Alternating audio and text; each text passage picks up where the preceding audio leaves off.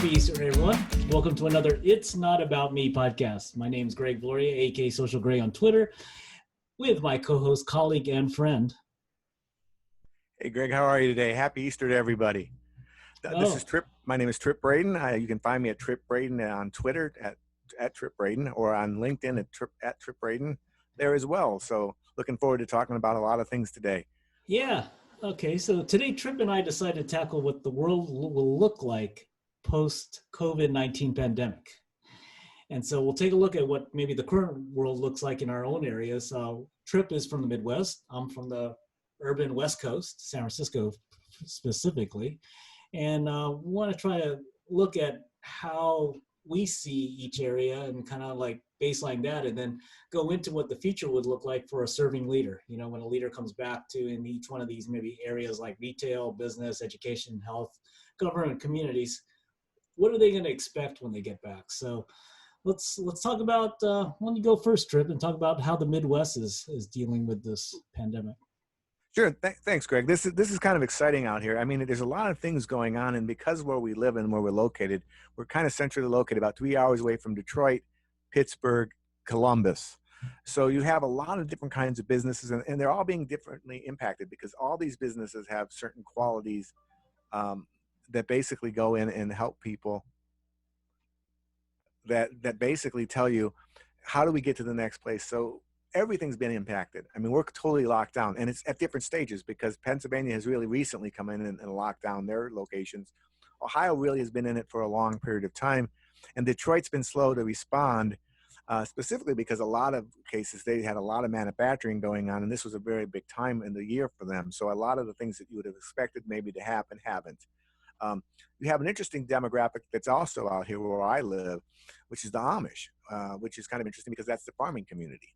So you have a whole different issue when you talk about communications and some of those things. But we're going to talk a lot about what's happening out here because it's fascinating to see how quickly these companies and these schools have evolved to be able to offer different kinds of things to their students as well as their employees. So, you know, this as an early start, the one thought I would think is they have to remain flexible. One of the things you've seen is the companies that have done well with the flexibility have done well. And the companies who haven't, the slow responders in particular, probably because of lack of direction from government at some point. And what do you mean by doing well? What does doing well mean? Well, doing well, they're still doing business. One of the nice things for some of these companies are, you know, you got the impression out there that there's not a lot going on. And there are still businesses that are open and doing business right now and actually doing a lot of business. Some of the people I've talked to that are in more smaller businesses in particular are doing more business than they've ever done before. And I think it's because people are at the office and they take the calls. They're not at the office, but they're at a phone that they can be reached. And that's offering an entrepreneur an opportunity to really set a different relationship up as well. So, but what about you? I mean, you're out in the opposite. You're out in California. You've got Tech Valley where you are, and all these things are changing. What's happening out there? Well, we've been locked down since March 16th. So that's now we're entering probably almost the fourth week, right? By my count, fourth week. So, I think it's been interesting. I think people out here, I tweeted, I texted you about this, right? It's interesting in that my observation is that, I have a Japanese background, so we come from a very group culture, right? So, we'll follow along fairly easily if it's good for the whole group. And it made me think about when you and I were talking about one day is that we're taking an individualistic culture and a very individualistic, because we have a lot of entrepreneurs out here, startups, and making them group oriented, right? Thinking more about the group. And it was just something that, when we were talking about this podcast is, serving leadership is really, can we think outside the box and think about external things that are affecting us as opposed to just us, right? And it's fascinating from a business standpoint. Retail is really taking it hard. We have in San Francisco here, we have about, I think the count was like 5,000 to 7,000 restaurants. Wow. And all of them came from this, I'm going to drop in at any time, at any moment, to I got to go fight online now. and it's run the gamut. Where these Michelin restaurants we have here, right, are now making small takeout menu items, right, just to survive. And I don't know. I mean, there's some pretty gloomy outcomes out that are predicting out here, where maybe half of the restaurants might fail if it goes on for another month. I don't Oh, know. that's terrifying. Oh yeah, Because oh that's yeah, part of the culture, right? I mean, that's what it's not only about where you live in your case, but also where people come to be. I mean, San Francisco and that whole area is very much a tourist area a yeah, lot of times. So if yeah, those restaurants don't go away, it's going to change the character in the area as well. Now, you also get involved with retail, correct? So what are you yeah. seeing happening where you are in retail? Well, again, so we hear the mayor deemed, and I've been thinking about this a lot, Tripp, essential services, and that word essential is really interesting, right? Because the way we positioned it out here is that, okay, we defined what an essential service was, the mayor did, right? But then it caused this kind of thing for like this traditional retailers that do clothing and other goods. I do marketing at a cultural mall, right? So it's very nichey, right? Very narrow. And when you have a supermarket, that's essential. You have a bank, that's essential. You have a UPS outlet, that's essential. You got to ship things, right? You get your mail and everything, right? Those are essential services. Doctors, dentists, that type of thing, right? But when you come to these retailers and now you've defined this word essential, it's kind of made them have this kind of inferiority complex now. I found with these entrepreneurs, right? What about you? Well, it's interesting because one of the things that I think we've done well in Ohio is we've actually been lucky enough to be able to define what essential is. So, and have a hearing process, which I think is more important for many of the business owners, is that we actually, Attorney General of the state actually came out and said, look, we'll get you back an answer if you're essential in 1 day or less, and we'll let you make the case. So, I think a lot of times people want to feel like they were involved in that process. And I think one of the things Governor DeWine has done extremely well versus many of the governors is he's allowed that government to be flexing with the people's needs, and also getting a lot of people to say, look, this is what kind of my business is, and allowing them to say, here's why it's an essential business. And I think some of the companies that have been here have been very effective at getting the hearings very quickly and stayed open. And when you look at that and you say, okay, can we do something different? It is, I'm sounding so positive out here, but I do think that they've done a pretty good job in managing realistically the expectations. Now I can tell you that then you have a lot of other kinds of stores, because we have a lot of malls here, so you don't have a lot of individual small store franchise business. Almost everything's a franchise, a national chain. Yeah, We don't have a lot of the formula small retail, business, right? right? Yeah, So when the small businesses that do the non-mall things, they're not doing as well.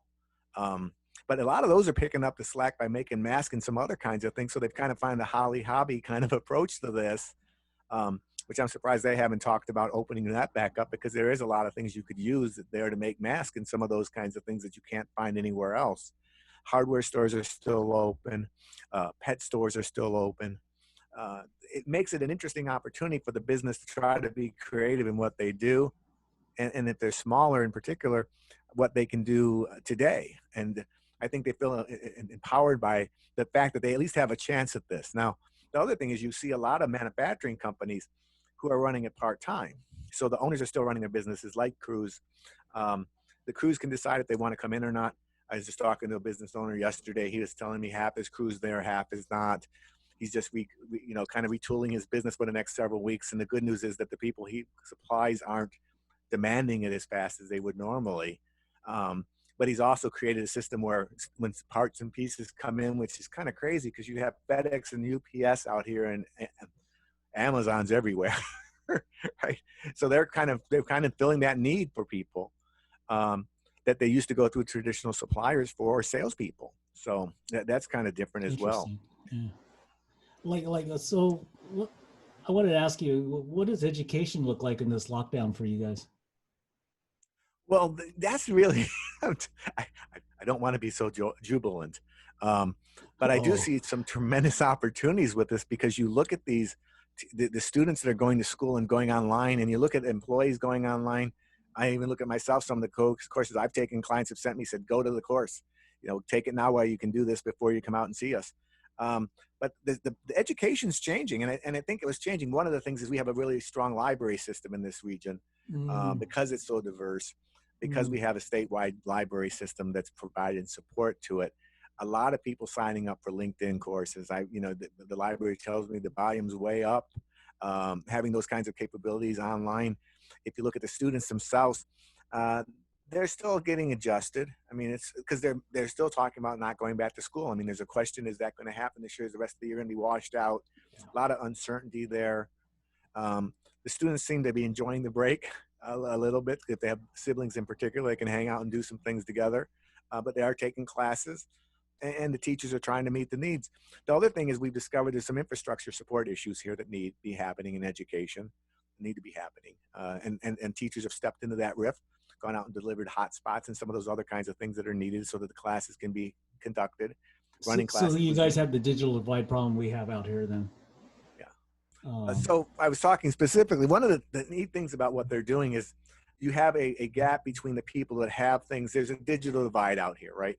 So you have, this system has already been dealing with that for an extended period of time. So a lot of the things you'd like to see happen have already started to happen out here, right? The challenge, though, however, is how do you deliver the systems to people's homes? How do you go out and deliver classes?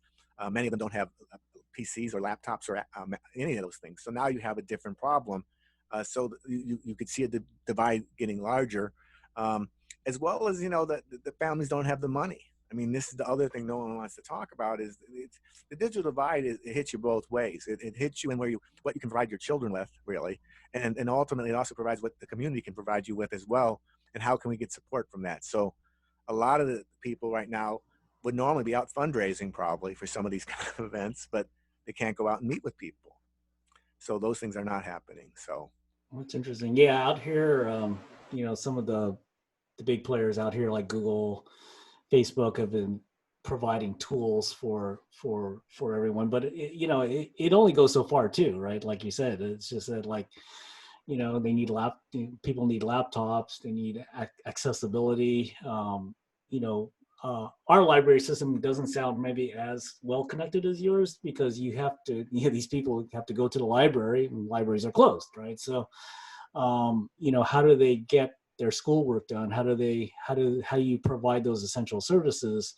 Bandwidth, it's great to see videos, but if you don't have the bandwidth to see videos, you can't do your homework. So how does that work, right? So I think that's one of the issues coming up here is I think the governor here Governor Newsom's been trying to figure out on the educational side how to get this whole network retooled for education and providing online delivered education. I think we have 40 million people out here. So I was going to say that's now how much role is playing in the politics of this, because education's always pretty much a charged football in a major state like your own.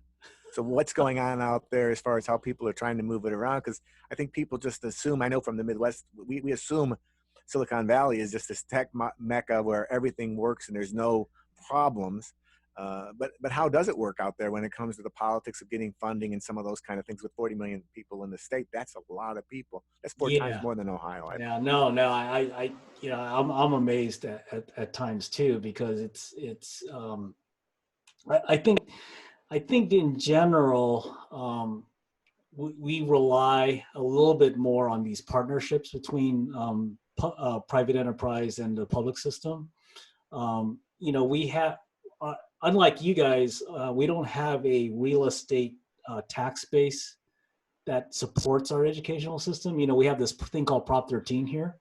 And in Prop 13, basically, when you buy in at that time, you're frozen, relatively. I mean, there's ways that the local municipality or city or state could bring up some of your assessments, but in general, you're pretty much frozen. So our tax base does not cover, from a real estate standpoint, our educational system as other states, probably like yours does.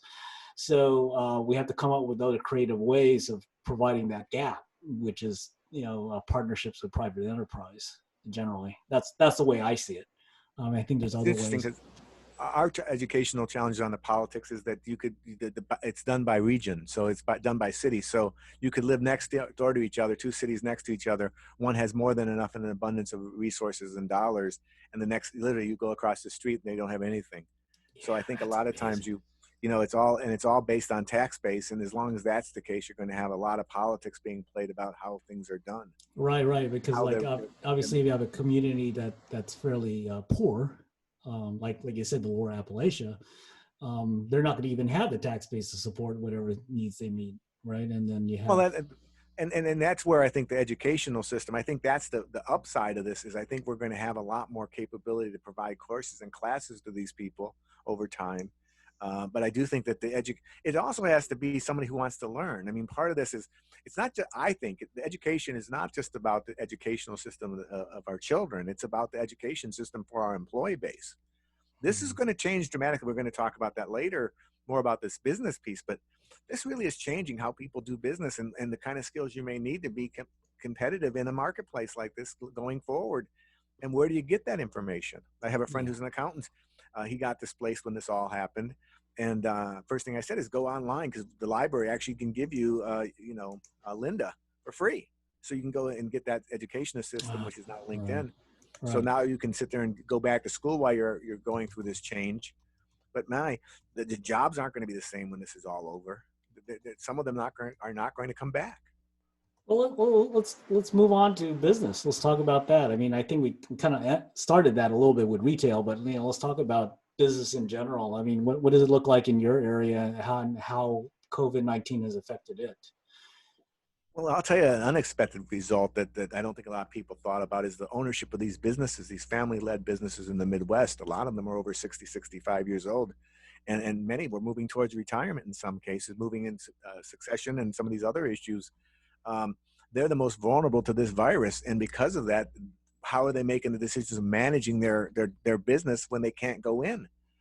They can't take the chance to be there and put themselves at risk, because some of these higher risk centers like Philadelphia, Pittsburgh, Cleveland could be a long term, could be very dangerous for people at a certain age group. And that's what these people are that are entrepreneurs. Many of them own their own manufacturing or distribution companies here in the Midwest. That's a huge difference. And I think the other thing is kind of forcing in their hand as far as getting succession in place and even retaining their best employees, because ultimately this is a time where people are going to look and say, what can I be doing in my business? What can I be doing with my career? I mean, before this, there was zero unemployment in this area, you know? So you were just keeping your good people and hoping you do what you had to do. Now, without people being in plants and central locations, now you've got a whole different story to manage. Yeah, I mean, what has your unemployment rate shot up to? I mean, roughly. I mean, you're talking. They're saying 10, I'm hearing 10%, but I'm hearing that number is high or low. They're having some problems because there's no way of naturally counting the system either, right? I mean, you have unemployment, that's one way of filing, but you have a group of companies like my friend and several of my buddies who own manufacturing companies. They're literally giving people 2 weeks off, 2 weeks on, and trying to figure out what we're going to do. They thought this would be over a lot faster, and most of them, they have deep pockets because they're in profitable industries to start with in this part of the Mm, country. Those profits don't last forever, especially when you're not sending out to other people and delivering, and you can't manufacture product. One of mm. the odd things I'm hearing from the trucking people is that a lot of people have been turned away from different places and projects that they were already signed up to deliver on to traditional transportation like long haul trucking, that they got the call and said, don't bother coming in, we're not going to be shipping. So those are going to impact us in a big way. The So food basically, supply chain's locked. you like us, we've been depleting just inventory essentially because there's no manufacturing going on, right? Yeah. Well, there's some, I would say the other part though is a lot of the people I work with in some of my outlying areas like Detroit or in Columbus, they've already upgraded and re-automated their plants, and some of those they've already moved to that next plant automation stage, which is less and less people, Mhm. fewer and fewer managers. So I think in some ways they were well positioned for the situation, but there are a lot of companies who serve the more traditional long-term old service industries and all, and distribute parts and things. They weren't prepared for this, and they couldn't have been prepared, and they don't have the people to move this stuff around because they're much of their plants are run by really manual labor. Yeah, So yeah, yeah. I get that. I mean, out here it's mainly a lot of solopreneurs, right? We don't do a lot of manufacturing, as you pointed out, at the beginning of the podcast. And so, that's been kind of interesting actually to see. A lot of people could still work from home, but there's a lot of service jobs, restaurants that people can't, and those are the people that really have taken it on the chin. Um, they don't a lot of these businesses like these restaurants won't be around. But some of the even some of the tech people like Yelp announced a big layoff out here, and that was surprising to me. But guess what? Yelp serves businesses and retail, right? So it makes a lot of sense. They're probably not getting getting a lot of cancellations of their premium business plans, right? So Yelp can't support that that that that work base, right? So that's interesting. And then on the other hand, you have these Amazon. Amazon Go was introduced out here very early, right? I worked downtown for a little bit last year, and they opened the first couple of Amazon Goes in San Francisco, and in that kind of like you think about it now, wow, this is like a premonition, right? It's kind of like saying, wow, you know, if we go through a pandemic like this, the clerks are the checking clerks are the ones that are at risk, right? Because they see all these people, hour to hour, day to day, right? Especially the volume is probably pretty high right now, right? Um, Amazon delivering people, or any deliver people, postmen, UPS, whatever, they run the risks too, right? So, um, and of course the health professionals, they're frontliners, right? So they're, that this whole thing we'll talk about later, how that's going to change everything it's just amazing. Let's go into health real quick, and talk about what health looks like in your area, and you know, what what does it look like right now, for you guys? well, it's funny because I went in 2 weeks ago for the blood pool, and had to go through the process because obviously it's not critical. Though they decided they again redefined it to be critical after friendly discussion. Mean But essential? you have you have essential. Yeah, my blood. Take my blood. It's essential.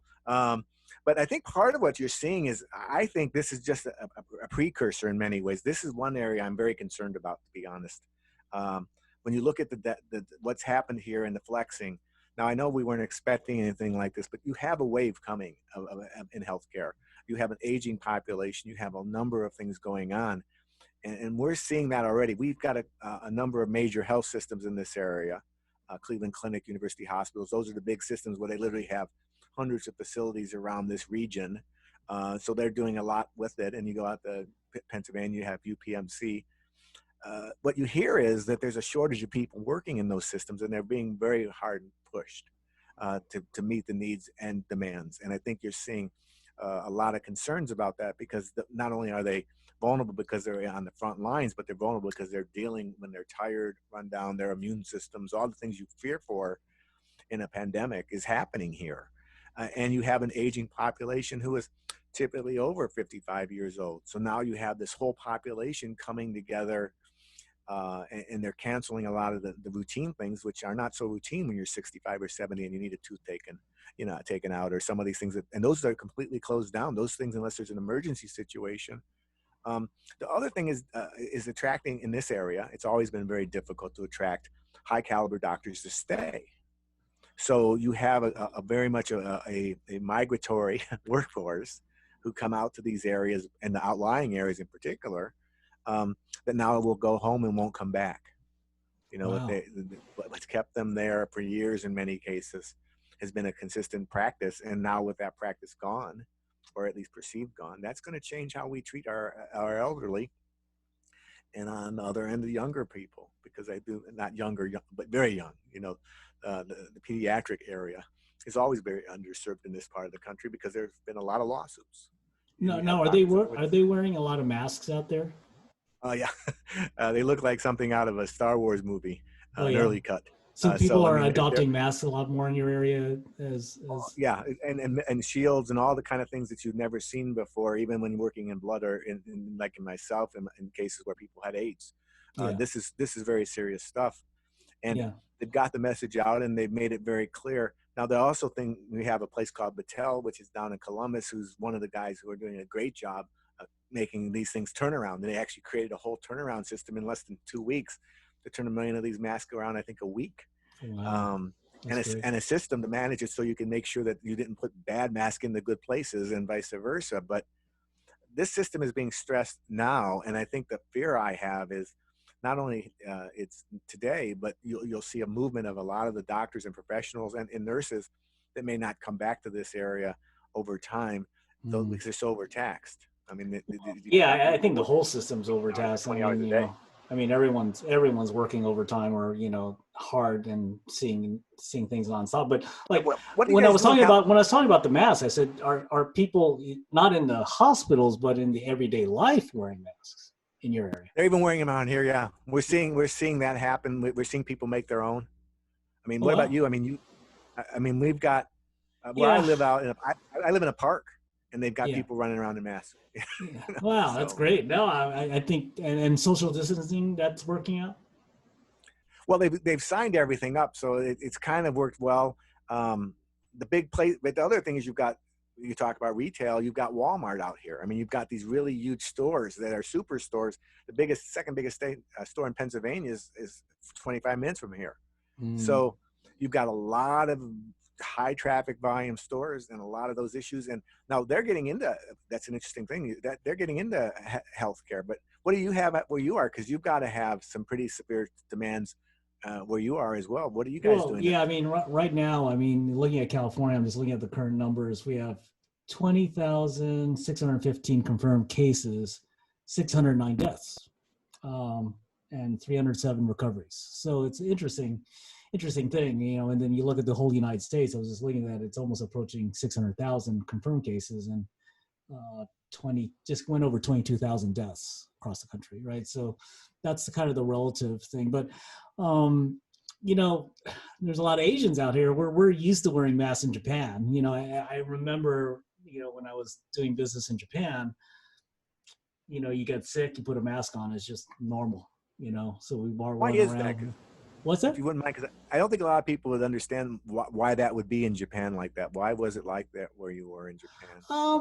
I think it's just again, it's this thing almost like serving leadership, what we're talking about, empathy, right? We know that it's for the good of the group, so we don't want to get everyone sick, so we wear a mask. I mean, it's that thinking, right? It's that way of thinking, and then going back to what I was saying earlier, we're taking individualistic culture and making it group thinking, right? I mean, which is I think challenging for a lot of us, right? Because we want to go out, we want to be independent like we're used to, we want to do all these things. So I think the mask thing is kind of a hindrance to all that, right? It's blocking our choice maybe in a lot of things, or that's our perceived choice, right? I mean, both you and I know it's good thing to do, right? But I wear a mask when I go out to Japantown and work with the merchants. I'll wear a mask and I'll wear another thing. I have N95 and that, and I have gloves. I'll take a shower when I get back. That's just what I do. I mean, because that's that. I have people here at home. I don't want to get sick. So if I'm going to go out and put myself out there, I need to make the precautions.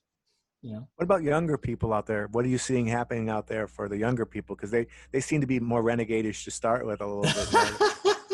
Well, I think it's interesting. I think everyone's thinking about this 6 foot thing, right? 2 meters, 6 foot, right?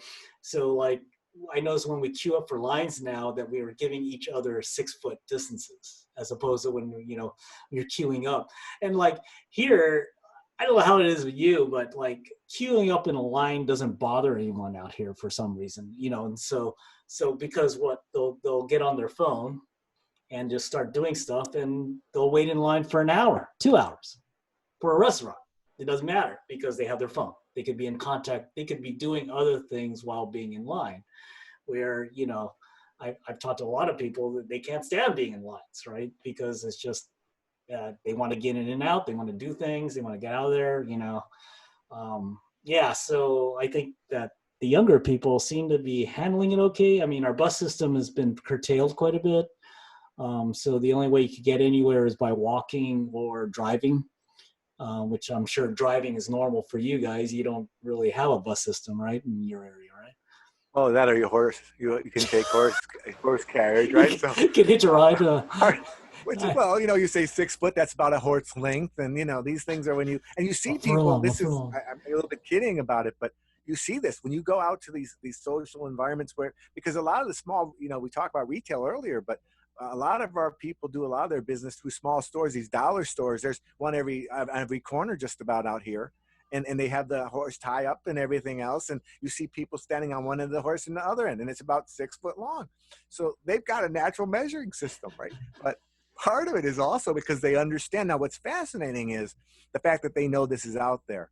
Because remember, these people are really, in many ways, are not in contact with our world. The Yet they Amish, know the enough Amish, right? and been scared. The Yeah, the Amish, Amish have yeah, not had that yeah. relationship. And it's all driven off of the Archbishop and all these systems. And it's fascinating to see, like this Easter. Normally you'd have a row of 100 horse-drawn carriages going to church all the same time at 8, 9 o'clock in the morning. That didn't happen today. So Whoa, really? yeah. So now Interesting. if you think about it, that means the system's getting out there and getting information out there, and that means we're doing something right on the first responder side to allow that information to be shared.